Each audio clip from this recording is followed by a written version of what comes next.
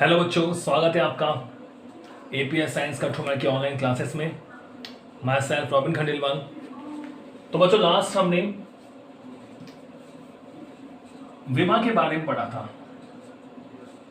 विमा तो हमने सीख लिया था कि हमारे पास तीन मूल राशि होती है। मास को एम से लिखा हमने, कैपिटल एम, और लेंथ है उसको हमने एल से शो करा, और जो टाइम है उसको हमने कैपिटल टी से शो करा। ठीक है, तो किसी भी भौतिक राशि को m की power a, l raise to the power b, t raise to the power c इस तरह लिखना, ये मैंने आपको बता दिया था। इसे बोलते हैं डायमेंशनल इक्वेशन।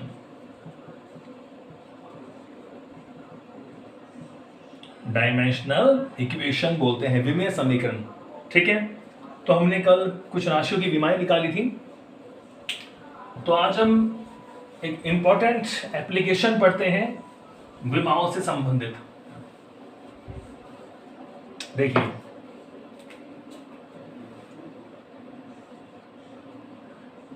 तो हमारा एप्लीकेशन क्या है कि कोई भौतिक राशि आपके पास है, किसी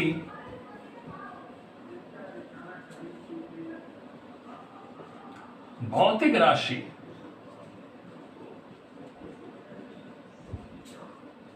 के परिमाण को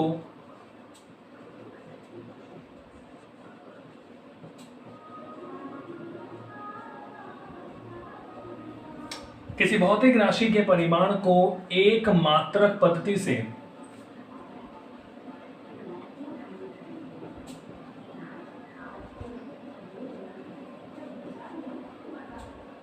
दूसरी मात्रक पद्धति में, किसी भौतिक राशि के परिमाण को एक मात्रक पद्धति से दूसरी मात्रक पद्धति में परिवर्तित करना।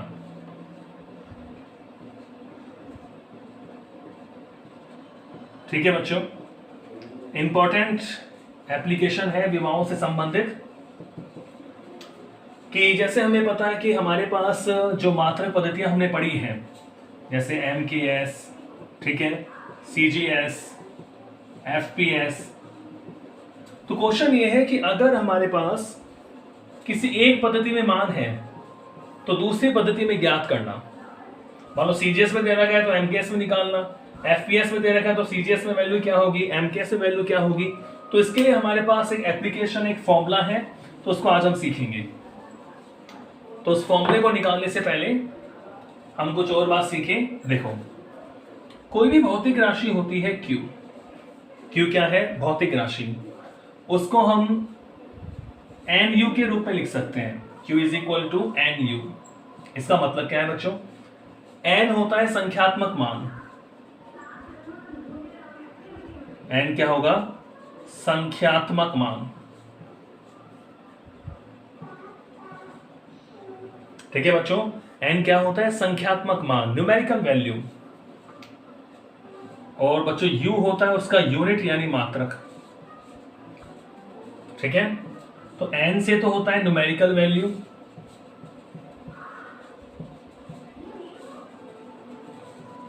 और U क्या होता है बच्चों? यूनिट। किसी भी भौतिक राशि को हम उसके संख्यात्मक मान और मात्रक के गुणनफल के रूप में लिख सकते हैं। Q is equal to NU। जैसे मैंने आपसे कहा कि भाई किसी वस्तु का वेग 2 मीटर पर सेकंड है, तो n की वैल्यू तो क्या हो गई? 2, और ये मीटर पर सेकंड क्या हो गया? यूनिट हो गया। अब 2 मीटर पर सेकंड है, इसको मैं ऐसे भी लिख सकता हूं 200 सेंटीमीटर पर सेकंड। तो 1 मीटर में 100 सेंटीमीटर, तो 2 मीटर में 200 सेंटीमीटर। तो बताओ मान बराबर होगा कि नहीं होगा? लेकिन यहां आप देख रहे हैं संख्यात्मक मान 200 हो गया और मात्रक भी बदल गया। ठीक है, तो हमेशा ये ध्यान रखें आप, अगर मान लो एक मात्रक पद्धति में संख्यात्मक मान है N1, मात्रक है U1। दूसरी मात्रक पद्धति में संख्यात्मक मान है N2 और मात्रक है U2, तो इसका गुणनफल हमेशा क्या होता है? बराबर होता है। N1 U1 is equal to हमेशा क्या होता है? N2 U2 होता है। ठीक है बच्चों, N1U1 is equal to N2U2, ठीक है। जैसे आपको पता है, जैसे मैंने बोला 1 metre is equal to 100 centimetre, तो N1 1 हो गया, U1 मीटर हो गया, N2 100 हो गया और U2 क्या हो गया, सेंटीमीटर। तो हमेशा N1U1 N2U2 के बराबर होता है, यानी सदैव किसी भौतिक राशि का संख्यात्मक मान और मात्रक का गुणनफल हमेशा क्या होता है, नियत होता है। Nu इज कांस्टेंट, समझ गए। N और U का गुणनफल हमेशा नियत रहेगा। ये हमसे क्या कह रहा है कि N समानुपाती 1/U, या इसको मैं ऐसे भी लिख सकता हूं U समानुपाती 1/N, ठीक है। इसका मतलब ये हुआ कि अगर संख्यात्मक मान बढ़ेगा तो मात्रक घटेगा, या मात्रक बढ़ेगा तो संख्यात्मक मान घटेगा, समझ गए। जैसे मैंने आपसे कहा कि 1 मीटर पर सेकंड, इसको अगर मैं सेंटीमीटर पर सेकंड में लिखूं तो 100 सेंटीमीटर पर सेकंड। तो यहां देख रहे हैं N1 कितना है, 1, संख्यात्मक मान N1 1 हो गया। यहां संख्यात्मक मान कितना है, 100 है। तो बताओ संख्यात्मक मान बढ़ा कि घटा, 1 से 100 हो गया, संख्यात्मक मान बढ़ रहा है। यहां जो मात्रक है U1 वो है मीटर पर सेकंड, और यहां मात्रक है U2 सेंटीमीटर पर सेकंड। देखो मीटर पर सेकंड से सेंटीमीटर पर सेकंड हो रहा है, तो मीटर पर सेकंड बड़ा होगा। तो अब देख रहे हैं कि N1 से N2, यानी यहां संख्यात्मक मान तो बढ़ रहा है और मात्रक क्या हो रहा है, घट रहा है, ठीक है।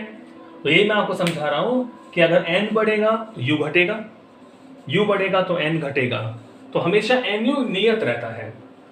तो यहां से अपन एक फॉर्मूला ड्राइव करेंगे। जैसे मान लो किसी एक मात्रक पद्धति में, देखो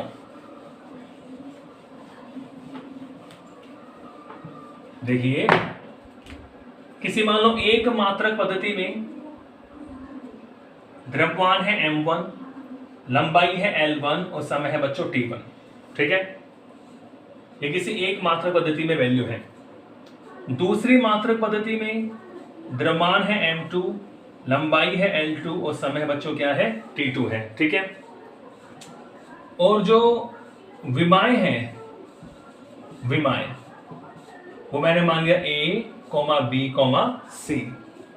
आपको पता है A किसकी विमा होती है, द्रव्यमान की मान रहे हम यहां पर, B लंबाई की और C किसकी होती है बच्चों, समय की होती है, ठीक है। तो पहली मात्रक पद्धति में अगर आंकिक मान है N1, पहली मात्रक पद्धति में आंकिक मान कितना है, N1, और मात्रक क्या है, U1। दूसरी मात्रक पद्धति में आंकिक मान है N2 और मात्रक क्या है, U2 है, ठीक है बच्चों। तो देखो मैं U1 को कैसे लिख सकता हूं, U1 मात्रक में कैसे लिख सकता हूं कि M1 की पावर A, L1 की पावर B और T1 की पावर C। ये एक डायमेंशनल फॉर्मूला मैंने लिख दिया, ठीक है। U1 को मैं लिख सकता हूं M1 की पावर A, L1 की पावर B, T1 की पावर C। ये मात्रक को ऐसे लिख दिया मैंने। और U2 को मैं कैसे लिख सकता हूं, M2 की पावर A, L2 की पावर B और T2 की पावर C। क्योंकि हमें पता है मात्रक पद्धति बदलेगी तो विमाएं नहीं बदलती। मीटर पर सेकंड है, उसकी विमा भी मीटर पर सेकंड वो भी चाल है, और सेंटीमीटर पर सेकंड वो भी चाल है, विमाएं नहीं बदलती। तो विमाएं ABC हैं, दोनों ही पद्धति में ABC विमा रहेंगी। द्रव्यमान बदल जाएगा, M1 से M2 हो गया, लंबाई L1 से L2 हो गई और समय T1 से T2, ठीक है। अब देखो हमें पता है, देखो चूंकि N1U1 इज इक्वल टू होता है N2U2, ठीक है। तो इसमें हम वैल्यू रखें, देखो बच्चों N1U1 की वैल्यू रखें M1 की पावर A, L1 की पावर B और T1 की पावर C। U1 हो गया, ठीक है, ओके। तो N2 और U2 की वैल्यू रखें हम कि M2 की पावर A, L2 की पावर B और T2 की पावर C। क्लियर है, ठीक है बच्चों। अब सपोज करो मुझे n1 तो मालूम है और n2 मुझे निकालना है। हमारा टॉपिक क्या है कि किसी भौतिक राशि के परिमाण को, परिमाण का मतलब क्या होता है, संख्यात्मक मान, न्यूमेरिकल वैल्यू। किसी भौतिक राशि के परिमाण को एक पद्धति से दूसरी पद्धति में बदलना। तो मैं ये मान रहा हूं कि n1 तो गिवन है, दिया हुआ है, और n2 हमें निकालना है। तो बच्चों यहां से देखो n2 is equal to n1, इसको नीचे ले आए हम। तो आप देख रहे हो कि m1 की power a, l1 power b, t1 power c, तो नीचे आ जाएगा m2 power a, l2 power b और t2 पावर c। ठीक है बच्चों, तो देखो क्या फॉर्मूला बन गया n2 के लिए कि n1, दोनों की पावर a है, दोनों को एक साथ लिख दें तो n2 is equal to n1 m1 upon m2 की पावर a लिख सकते हैं क्योंकि दोनों की पावर a है। ऐसे ही l1 अपॉन l2 की पावर b, और ऐसे बच्चों t1 अपॉन t2 की पावर c। ठीक है, तो ये फॉर्मूला बन गया हमारे पास n2 is equal to n1 m1 upon m2 की power a, l1 upon l2 की पावर b और t1 अपॉन t2 की power c।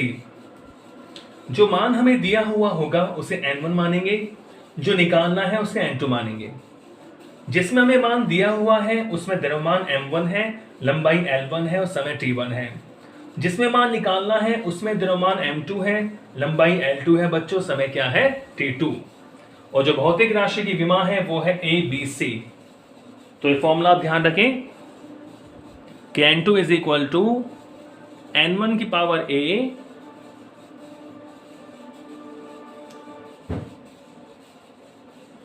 n2 is equal to n1 m1 upon m2 की power a, l1 upon l2 की power b and t1 upon t2 की power c। ठीक है, चलो एक क्वेश्चन से समझते हैं इसको, एक क्वेश्चन से इसको क्लियर करते हैं।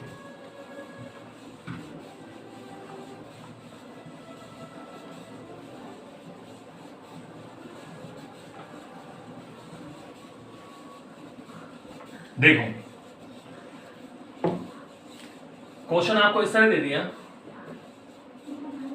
यदि एमकेएस पद्धति में, काफी पूछते हैं इस क्वेश्चन को, यदि एमकेएस पद्धति में बल का मान 1 न्यूटन हो, यदि एमकेएस पद्धति में बल का मान 1 न्यूटन हो, 1 न्यूटन हो, तो विमीय विधि से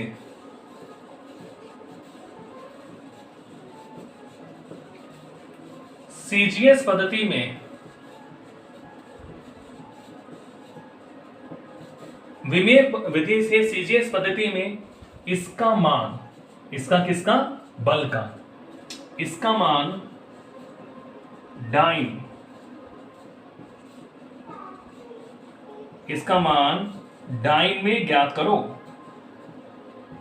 ये क्वेश्चन आता है इस तरह, यदि एमकेएस पद्धति में बल का मान 1 न्यूटन हो तो विमीय विधि से सीजीएस पद्धति में इसका मान डाइन में ज्ञात करो। ठीक है बच्चों, तो देखिए किस तरह करते हैं। एक क्वेश्चन अगर आपने समझ लिया तो सारे क्वेश्चन इस टाइप के आपसे हो सकते हैं। ठीक है, भौतिक राशि किसकी बात हो रही है, बल की। मान किस में दे रखा है, एमकेएस में। कितना दे रखा है, 1। निकालना किस में है, सीजीएस में। ठीक है, तो बच्चों सबसे पहले आप लिखिए कि बल का विमीय सूत्र क्या होता है। बल का विमीय सूत्र यानी बल की विमा क्या होती है, आपको पता है कि m1 l1 t-2। ठीक है, ये हमने कल निकाली थी कि बल की विमा क्या होती है, m1 l1 t-2। अब देखिए जो m की पावर है वो तो a की वैल्यू हो जाएगी यानी 1। ठीक है, क्योंकि हमने क्या लिया है, हम ऐसे लेते हैं ma l b t c। जो l की पावर है वो b की वैल्यू होगी और जो t की पावर है वो c की वैल्यू होगी विच इज -2। ठीक है, m की पावर, जो m की विमा है वो a है, l की पावर b की वैल्यू को बताएगा और t की पावर c की वैल्यू को बताएगी। ठीक है, अब ऐसा करें हम दो कॉलम बना लें, एक तो वो जिसमें हमें मान दे रखा है यानी MKS, और एक वो जिसमें मान निकालना है यानी CGS।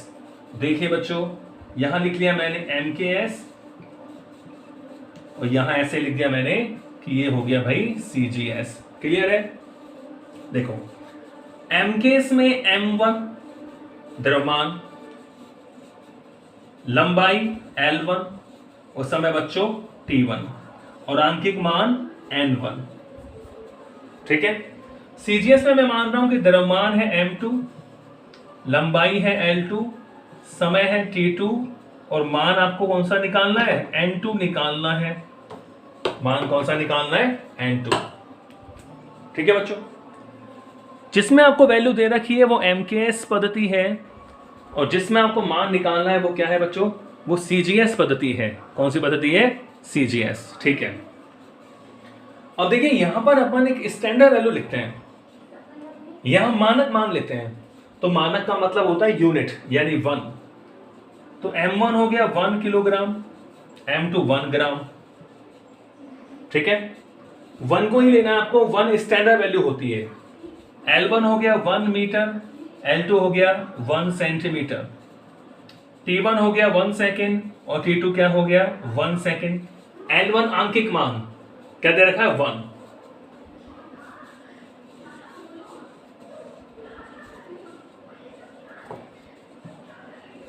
N1 कितना दे रखा है? 1। मात्रक नहीं लिखना, यहां अंकित मान लिखना है 1। ठीक है, ओके, तो N2 आपको निकालना है। क्लियर है बच्चों? ये क्लियर है? 1 क्यों लिखा? क्योंकि स्टैंडर्ड वैल्यू होती है, ये हमें सारे मान मानक मान लिखने होते हैं, यानी 1 से ही तुलना करके हम सारे मान निकालते हैं। तो 1 kg 1 मीटर 1 सेकेंड MKS में, और CGS में 1 ग्राम 1 सेंटीमीटर एंड 1 सेकेंड। ठीक है, तो अब हम फॉर्मूला लगाएंगे और N2 को कैलकुलेट करेंगे। ठीक है, ओके, तो ये हमारा चल दिया N2। ओके, क्या फॉर्मूला होता है?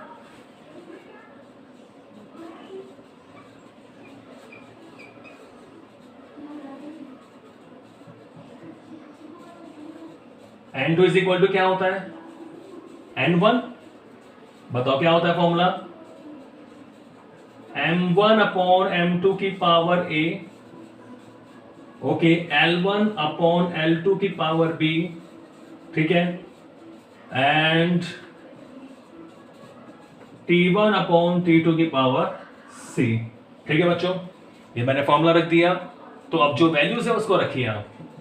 देखो, N2 is equal to N1 कितना है? 1 दे रखा है 1, M1 1 kg, M2 1 ग्राम और A है 1। हमारी बात समझ में? मान रखो L1 कितना? 1 मीटर, L2 1 सेंटीमीटर और B कितना? 1। T1 कितना बच्चों? 1 सेकेंड और T2 भी 1 सेकेंड और C कितना? -2। क्लियर है? वैल्यूज रख दी ना? ओके, अब देखो हमें निकालना किसमें? CGS में निकालना है। हमें मान किस में निकालना है? CGS में निकालना है, यानी द्रव्यमान ग्राम में होना चाहिए, यानी किलोग्राम नहीं दिखना चाहिए। लंबाई सेंटीमीटर में होनी चाहिए, यानी मीटर नहीं दिखना चाहिए। समय तो सेकंड में है ही, तो द्रव्यमान ग्राम में होना चाहिए, तो आपको किलोग्राम दिख रहा है, तो किलोग्राम को चेंज कर दो ग्राम में, क्योंकि हमें CGS में चाहिए। और CGS में द्रव्यमान किलोग्राम में नहीं होता, तो 1 किलोग्राम में कितने ग्राम? 1000 ग्राम, यानी 10 की पावर 3 ग्राम। नीचे 1 ग्राम, पावर तो 1 ही है। ओके, CGS में लंबाई मीटर में नहीं होती, सेंटीमीटर में चेंज कर दो, तो 1 मीटर में 100 सेंटीमीटर बटा 1 सेंटीमीटर, पावर तो 1 है ही। और ये हो गया बच्चों 1 second upon 1 second power -2। Clear है? ओके, देखो ग्राम से ग्राम कैंसिल हो गया, सेंटीमीटर से सेंटीमीटर कैंसिल हो गया, सेकंड से सेकंड कैंसिल हो गया। तो क्या बचा बच्चों हमारे पास? n2 इज इक्वल टू, देखो 10⁻³ इंटू 10⁻², वो क्या आएगा 1, क्योंकि 1 की चाहे कोई सी भी पावर हो 1 ही रहता है। ओके, तो इस विमेय विधि से जो संख्यात्मक मान हमें मिला वो n2 इज इक्वल टू, वो क्या मिला 10⁻³ 10⁻², हम गुना कर रहे हैं, आधार समान तो घातें जुड़ जाती हैं, तो ये बच्चों मिल गया 10⁵। समझ गए बच्चों? तो अगर एमकेएस पद्धति में बल 1 न्यूटन होगा तो सीजीएस में 10⁵ और बल का सीजीएस में मात्रा क्या होता है, डाइन। तो हम लिख सकते हैं कि 1 newton is equal to 10⁵ dyne, क्योंकि आपको पता है कि N1 U1 बराबर होता है N2 U2। समझ गए? N1 एमकेएस संख्यात्मक मान 1 दिया हुआ है, U1 मात्रक न्यूटन दिया हुआ है, N2 10⁵ निकाल लिया, और U2 क्या होता है, डाइन। यहां मात्रक नहीं लिखते हैं क्योंकि ये संख्यात्मक मान को दर्शाता है। ठीक है बच्चों, तो आज हमने सीखा कि कोई भौतिक राशि का मान या परिमाण हमें एक पद्धति में दिया हुआ है तो उसे दूसरी पद्धति में कैसे निकालें। तो उसके लिए हमारे पास एक फॉर्मूला है कि n2 is equal to n1 m1 upon m2 की power a, l1 upon l2 की पावर b और t1 अपॉन t2 की पावर c। इस फॉर्मूले से हम किसी भी भौतिक राशि का मान निकाल सकते हैं जो अधिकतम 3 राशियों पर ही निर्भर करे। ठीक है, तो आगे और चर्चा करेंगे इसकी। आज के लिए इतना ही। आप वीडियो देखते रहिए, शेयर कीजिए, लाइक कीजिए, कमेंट कीजिए। ठीक है, नेक्स्ट अगली वीडियो में। Thank you.